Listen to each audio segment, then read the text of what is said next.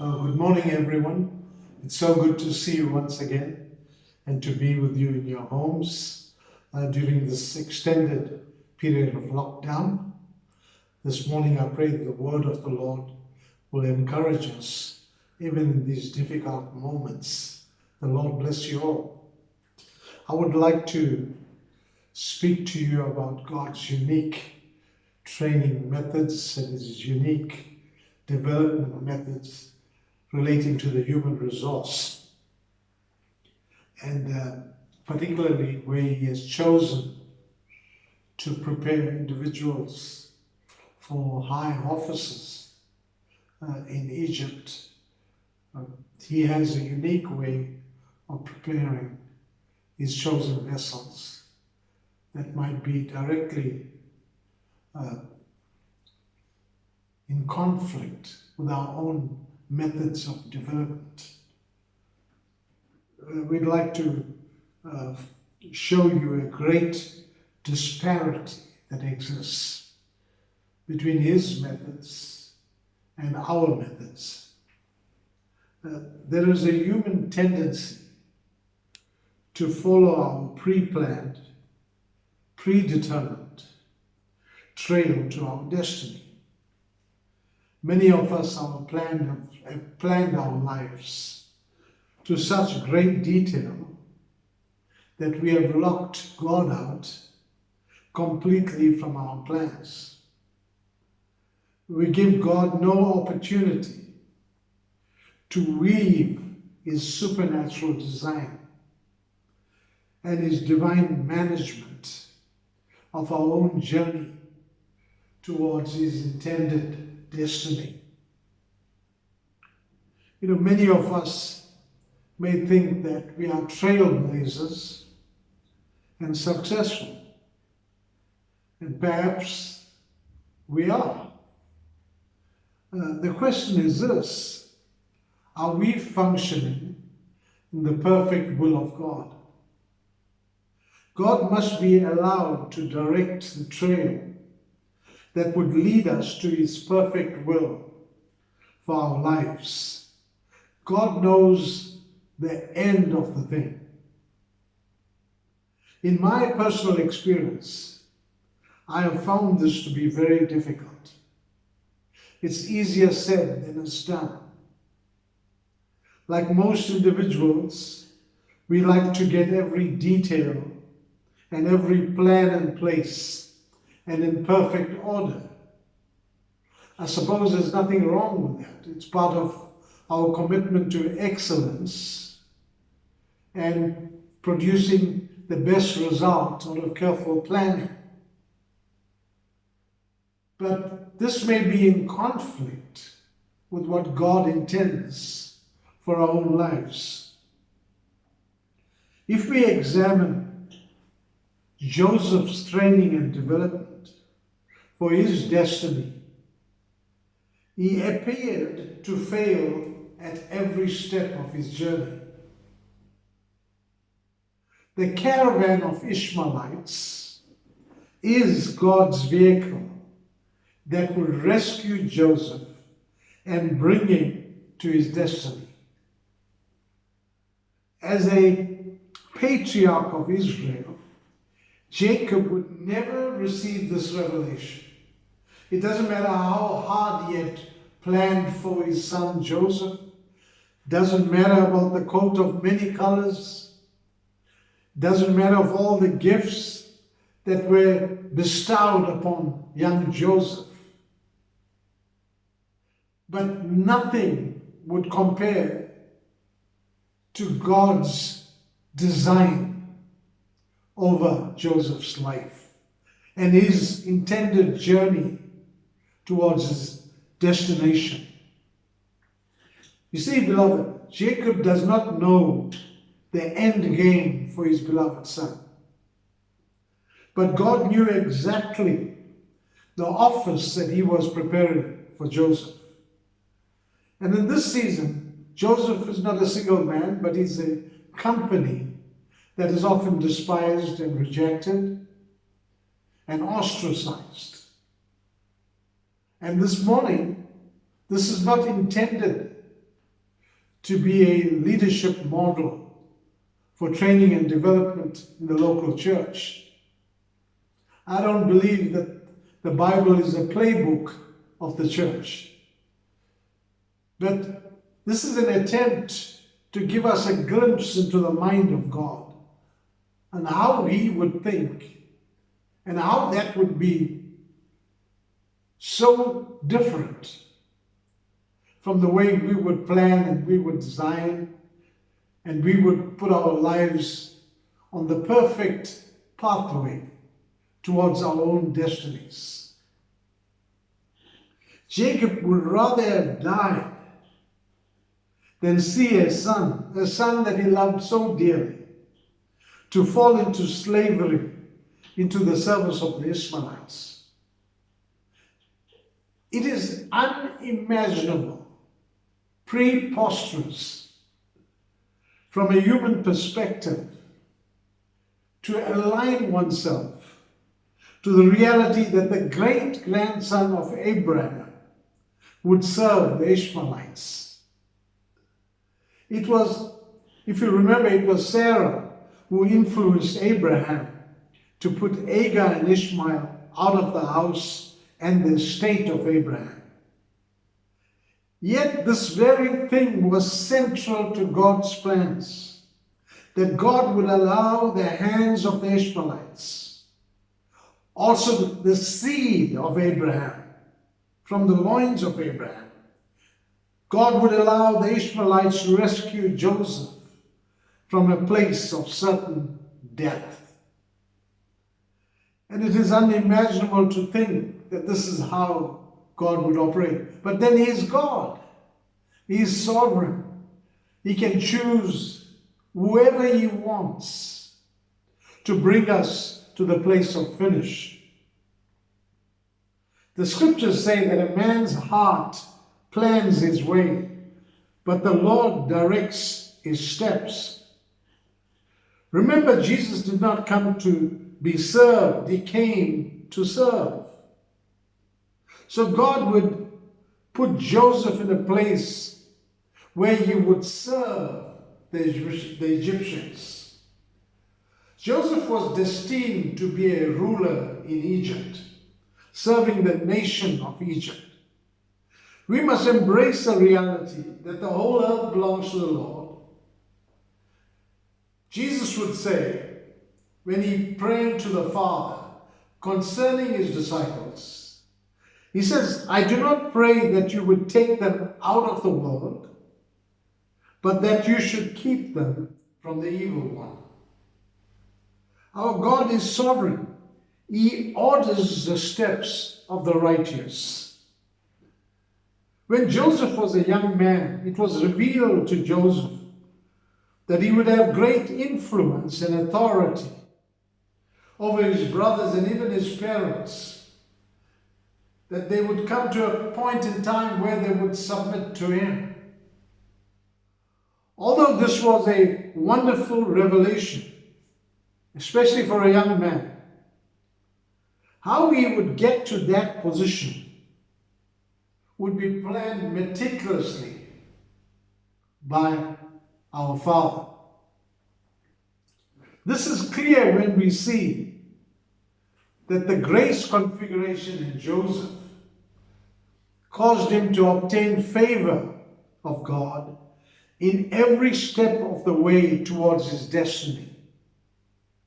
This is a clear sign that although we may have been alienated by our friends, our family, and indeed in Joseph's case, his brothers, God has chosen to remain faithful to us because He has called us for a higher purpose. Critical to the young man's training and development were the variety of experiences that God would place in his path to prepare him for leadership in Egypt. God's destiny was leadership and governance. The intensity of his trials would be commensurate with the weight of responsibility of his office. How does one man be able to govern the varied, competing interests of millions of Egyptians? You see, the training of God does not require the person to hold a long list of academic achievements or credentials. In the case of Joseph, all of his tests were practical. This office requires uncommon, abundant grace, wisdom, and discernment. When you're dealing with Egyptians, this is one of the key requirements of leadership, that we have this ability to discern and to be wise. In fact, Pharaoh himself declared in his conversation with Joseph, he said to his servants, "Can we find such a one like this, a man in whom is the Spirit of God?" To arrive at our office of rulership and whatever God has intended for our lives, whatever office it is, in Joseph's case, he needs to be prepared. There are a few things that he needs to be able to go beyond, to overcome. Firstly, he needs to overcome the betrayal by his brothers, by his own flesh and blood. He needs to overcome physical separation from his father that he loved, and his father who loved him greatly. Joseph needed to overcome the separation from the coat of many colors that was a source of great intimidation to his brothers. He had to deal with the psychological trauma of realizing that his brothers cast him to die in a pit. He needed to embrace the hand of the Ishmaelite who saved him from death in the pit. This is very difficult when you come from a family that has the heritage of Joseph. Joseph's father was Jacob, the patriarch of Israel. Jacob's father was Isaac, the only begotten, the son of promise to Abraham himself. Joseph had to overcome functioning as a slave in the house of Potiphar. He had to overcome a season of imprisonment because of a spurious allegation from his master's wife. What strengthened Joseph and kept him focused was the knowledge that God was with him in every one of these training steps. He was with him in the pit. He was with him in the prison. He was with him in every part of his journey towards his destiny. The point I want to make this morning is that every test brought Joseph closer to his place of finish. Joseph may have thought that God was constantly changing the goalposts. He could be forgiven for not seeing the difference between the pit and the prison.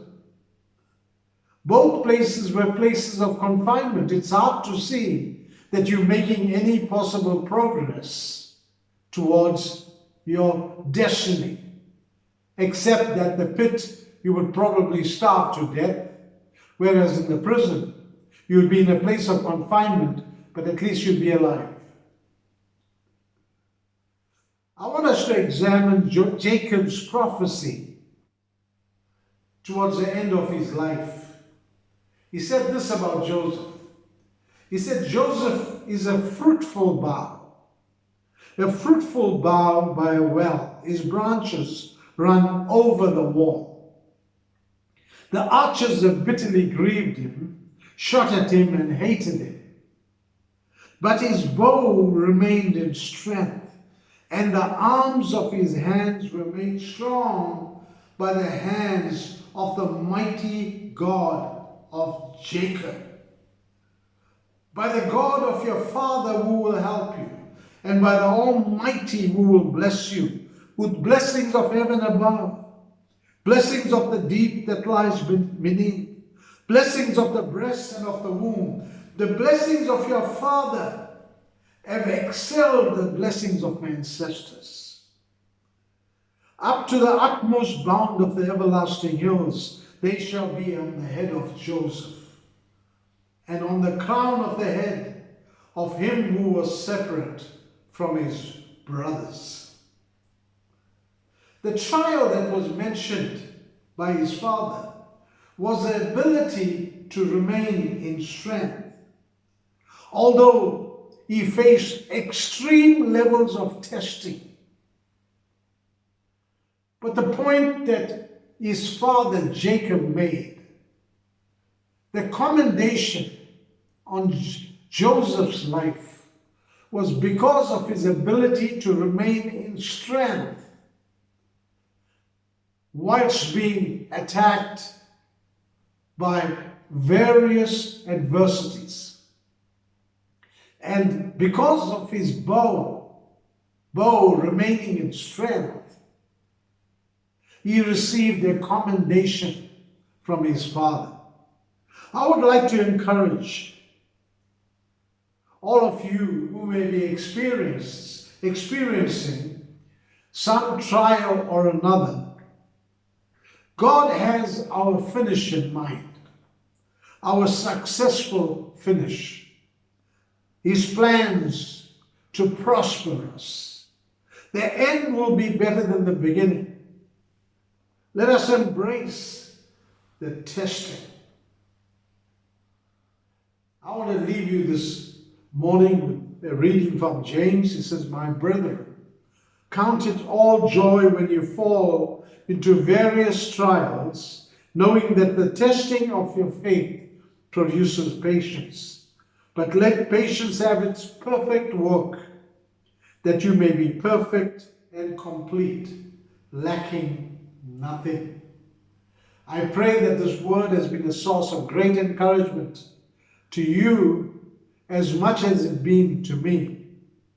I pray that God will give us more and more and more grace, multiplied grace, so that we may endure until the end.